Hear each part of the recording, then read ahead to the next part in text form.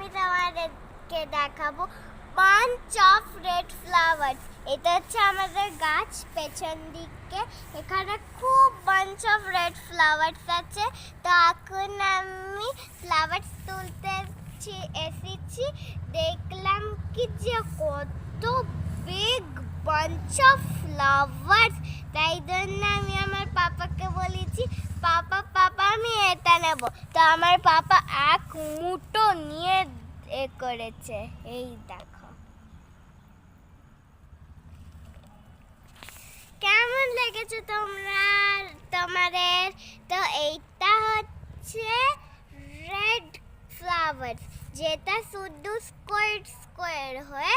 এটা যদি তোমাদের ঘরে থাকে তাহলে বাঞ্চ অফ নিয়ে আমাদেরকে দেখাবে। বাই।